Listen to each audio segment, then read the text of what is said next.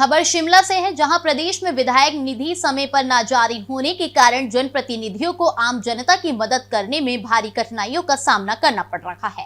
आपको बता दें कि सामान्यतः निधि साल में 4 किस्तों में मिलती है, लेकिन इस वर्ष अब तक केवल 2 ही जारी हुई है। विधायक सतपाल सत्ती ने कहा कि आपदा या आवश्यक कार्यों के लिए 2 लाख रुपए चाहिए होते हैं, जबकि ट्रेजरी से मात्र 10,000 रुपए ही जारी हो रही है। इस कारण आपातकालीन कार्य और विकास कार्य प्रभावित हो रही है, जिससे आम जनता को समय पर राहत नहीं मिल पा रही। सतपाल सत्ती ने बताया कि इस समस्या को कई बार मुख्यमंत्री के संज्ञान में लाया गया, लेकिन अब तक कोई ठोस समाधान नहीं हुआ है।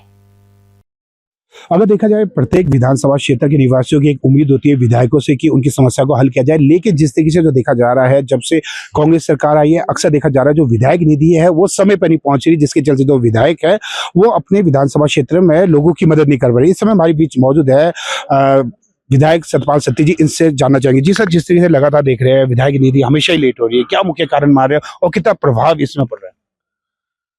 विधायक निधि जो हम सब लोगों को 4 किस्तों के रूप में मिलती है जी। और पहली किस्त हमारी आ गई थी जिसका पैसा रिलीज हो गया, लेकिन दूसरी किस्त लगभग 5-6 महीने पहले आई थी और उसके कुछ पैसे निकल गए, कुछ अभी पैसे उसके भी फंसे पड़े हैं। आज तक हमारी 3 किस्तें आ जानी चाहिए, तो मुझे ऐसा लगता है कि दिसंबर तक हम 3 किस्तों का उपयोग करने के लिए भी ग्राम पंचायतों को दे देते थे, नगर परिषदों को दे देते थे, ताकि लोगों का काम हो जाए जी। और इस बार शायद पहली बार हुआ है कि विधायक निधि भी रुक गई है और अभी आप जानते हैं कि ग्राम पंचायतों का कार्यकाल जनवरी में समाप्त हो जाएगा, नगर परिषदों का हो जाएगा जी।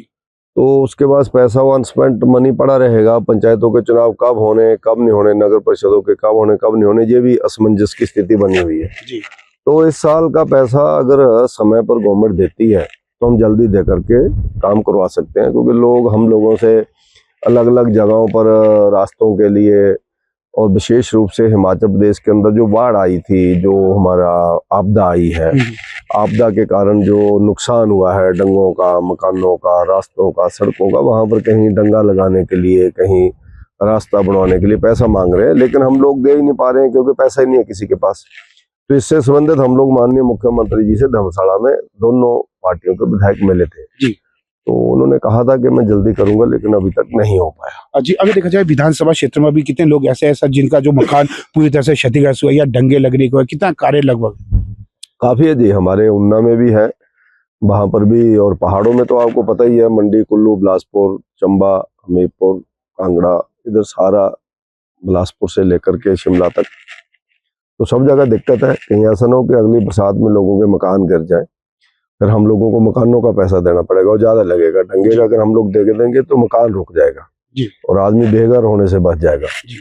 तो ये मुख्यमंत्री जी ने प्रावधान किया था कि हम PKVNY में से डंगों के लिए दे सकते हैं, लेकिन जब पैसा नहीं आ रहा तो अब कहाँ से दें जी। तो वो बड़ी दिक्कत हम सब लोगों के सामने आ रही है, रास्तों की भी और डंगों वगैरह की जी। ये है विधायक सतपाल सत्ती जी। समस्या से कहना है जिस तरीके से विधायक निधि नहीं आ रही, इससे कहने तो कहीं जो प्रत्येक विधानसभा क्षेत्र में जो समस्याएं उत्पन्न हो रही है। कामेश्वर शर्मा की रिपोर्ट शिमला से।